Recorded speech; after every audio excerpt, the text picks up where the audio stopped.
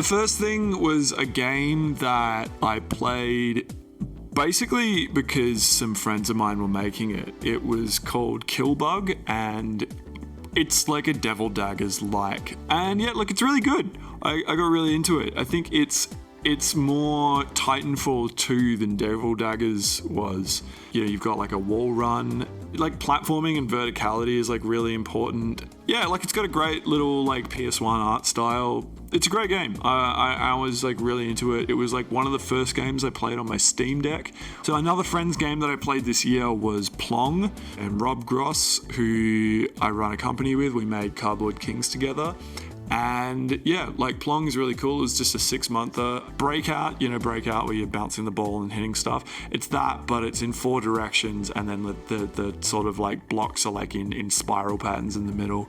And then he added like roguelike stuff on top of that. So you're like in between levels, you're like upgrading yourself. You're like a virus that's like breaking into computer systems. I just want to put this in here because like I want the developer to get a little bit of attention. It's called Go There. I want to pronounce it as like Gothia or something. If you read like the store description, it's like, we called the game Go There because it's a game where you want to go there. I don't think English is their first language. How do I explain it? I found it because I was looking for games where like you were a character and then you had like a monster like or something, like a kind of real-time Pokemon game or something. Bayonetta spin-off, whatever it was called, Cerveza and the Lost Corona or something. It's like a side scroller where like, you know, enemies will like attack and you're dodging and stuff, and then on like you can send like attack commands to your like giant monster who's like behind you. I hope this developer like makes a full game out of this. It's like $3 or something on Steam. It feels like one of those games where you play it and you get inspired to like maybe prototype something similar. A Ninja or Die.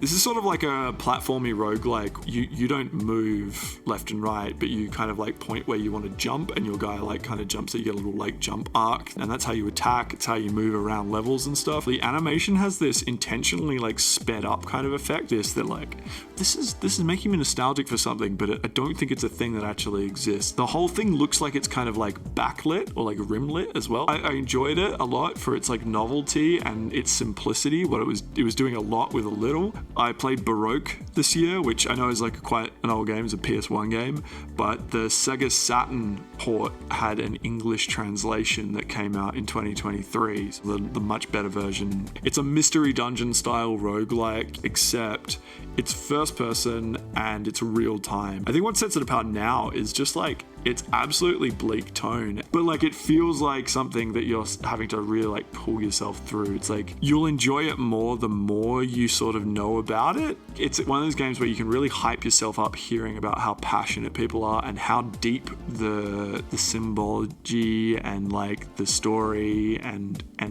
you know, the mechanics and things are. Have someone gush about the game first and then play it. Shinonome is sort of like if someone crossed like Resident Evil with The Binding of Isaac. It's doing that sort of like Zelda rooms that are all stitched together to be randomized. It is a resource management style survival horror. You're going in and there's these like Oni and like yokai and stuff that you're having to sort of exercise from these like big mansions. There's a lot of like physical interaction with things that you're like, I didn't realize that these two things would interact. Oh, that's really interesting. The first like 2 to 3 hours of this game are really, really interesting ways you're being like, wait, I wonder if I can do this. The game will become maybe like less interesting in the discovery portion after that point, but it'll become more interesting in your strategizing. All the mechanics in it, everything feels very intentional. I would highly recommend Shinonome. Quite the opposite of Shinonome was Wanted Dead. If you don't know how Game of the Year works, I try to make a Game of the Year list out of games that weren't on anyone's Game of the Year. I'm sure that Wanted Dead was on someone's Game of the Year. I spent the year arguing with people and trying to convince them to play this game because it is a really, really good, solid character action game. Not a Devil May Cry, a Shinobi on PS2 or Samurai Western married melee combat and shooting together in a way that didn't feel compartmentalized. Like, okay, now you are shooting or now you are melee. Like at all times you should be flipping between the two, right? Like I think the problem with this game, right, is that you have games like Bayonetta, right, where it's like, I trust Platinum Games to make a decent action game. So I'm willing to go, you know, if I play a game and I go, I don't really understand how these systems work. I don't really understand. I trust that there is depth, but you go in and the first thing you're greeted with is atrocious voice acting. It grew on me as I played it. I was like, I really like these characters. First impression it makes is these people don't know what they're doing. When you start playing the action game, this doesn't play like action games that I'm used to, then you're not gonna give it the time of day. You're gonna go, oh well, these people I already don't trust that these people know what they're doing, so fuck it, I'm not gonna bother playing it. And it's the kind of thing where it's like, if I was making an action game like post this, I'd be like, I have to use that as a reference point regardless of what I'm making it. Like I would never in the past have considered like, oh, should it be guns and sword play? But now I'm gonna go, Wanted Dead nailed it.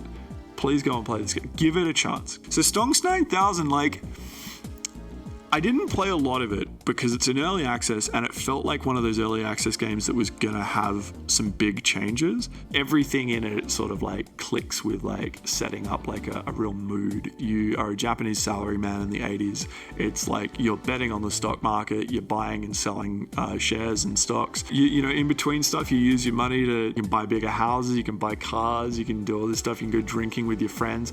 It's got this life sim aspect to this almost kind of idle game, number go up kind of simulator, like that nostalgia. There's this Western nostalgia, I think, for PC 98 screenshots of these amazing games that just turn out to be hentai games, right?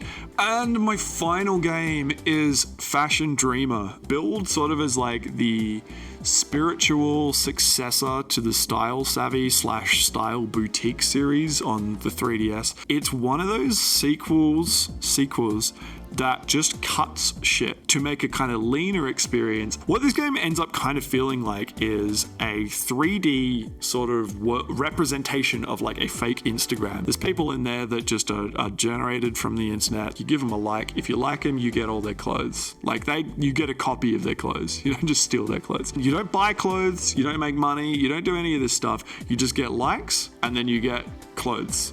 You know what? I like most of what you're wearing except the shoes, and I'll change that, and then you'll see them later wearing your outfit. So the more you engage with and like other people's stuff, the more you can do yourself, and it's this like really nice feedback loop where it's not a loop, it's like a ping pong. I've never seen anything like it. It almost feels like a game, like an experimental game that you'd see, except it's got a much higher budget, obviously, and it's similar to what I sort of wanted the new Pokemon Snap to be, and have this sort of like fake social media experience where we're only posting about the one thing that's in the game. I think the target demo for this is the kind of people who are really like extrinsically motivated. And yeah, I think the greatest highs I had from this game, intrinsic motivation of just like, I just want to see more people and I want to make more outfits for myself, and just really like, that's the reward that you get from the game, is being able to make something and go, great, and then post that. And yeah, I think that like the target demo for a game that is, about fashion and stuff is probably people who play Animal Crossing New Horizons, which is about the most like extrinsically motivating game. It's just constantly giving you points and rewarding you for doing things. I think that audience maybe used to be much more intrinsically motivated. And the idea of a style game or a fashion game, intrinsically motivating, right? You're just like, I just want to look good, Basically only online though. So if you have no desire to pay for Nintendo Switch Online, then it is a complete waste of time for you. Don't play it. Game of the year! See you next time.